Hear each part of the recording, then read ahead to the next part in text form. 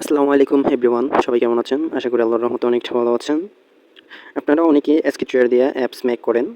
তা আপনারা অনেকে স্কেচুয়ার প্রজেক্টের মধ্যে অটো টাইপ ট্যাক্স ইউজ করতে পারেন না। তো আজকে দেখাবো কিভাবে স্কেচুয়ার প্রজেক্টের মধ্যে অটো টাইপিং ট্যাক্স বসাবেন। চলুন ভিডিওটা শুরু করা যাক। তো আমাদের প্রথমে চলে যেতে হবে স্কেচুয়ারের মধ্যে। তো স্কেচুয়ারে আসার পর নিউ একটা প্রজেক্ট ক্রিয়েট করে নিব।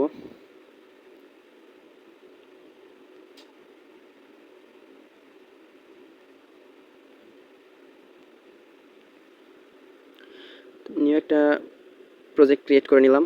সো আমাদের লাগবে টেক্সট, যে আমাদের টেক্সট ভিউ নিয়ে নিলাম। আপনারা নিজের ইচ্ছে মতো করে ডিজাইন করে নিতে পারবেন বা টেক্সট ভিউটাকে যে কোনো লাইনের মধ্যে বসাইতে পারবেন। সো আমি যখন লাইনারই টেস্ট আপনাদের দেখানোর জন্য সো আপনাদের দেখানোর জন্য আমি কোনো ডিজাইন করতেছি না। আপনারা চাইলে আপনাদের নিজেদের মতো মনের মতো করে ডিজাইন করতে পারবেন। আমাদের টেক্সট ভিউ নেওয়া হয়ে গেছে। আমাদের ইভেন্টে যাইতে হবে। ইভেন্টে যাওয়ার পর অন ক্রিয়েটে যাওয়ার পর আমাদের ব্লক নিতে হবে। ব্লক তোলার পর এই যে অ্যাড ভেরিয়েবলে টাচ করে স্টিরিং অ্যাড করতে হবে। স্টিরিং অটো টাইপ, আমাদের স্পেস রাখলে হবে না।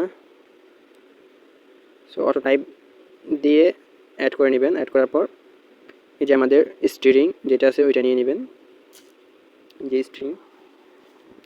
তারপর আমাদের একটু স্ক্রল করতে হবে। স্ক্রল করার পর আমাদের টেক্সট ভিউতে যেতে হবে। টেক্সট ভিউতে যাওয়ার পর আমাদের যে অটো টাইপ স্ট্রিং ব্লক ওইটা নিতে হবে। ওইটা নেওয়ার পর আমাদের স্ট্রিং সেট করতে হবে। টেক্সট ভিউ 1 সেট করে দিলাম। সো আমাদের আবার ভেরিয়েবলে যেতে হবে। এই যে ভেরিয়েবলে টাচ করার পর আমাদের অটো টাইপ স্ট্রিং ইন হবে, এটা দিয়ে ইন হবে এখানে।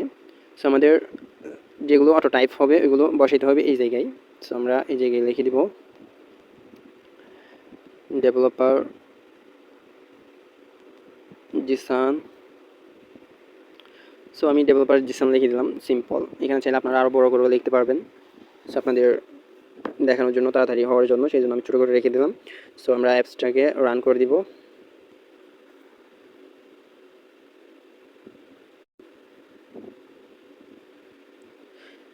তো আমাদের অ্যাপসটা রান হয়ে গেছে, ইনস্টল করে নিব। এখন ওপেন করে দেখব।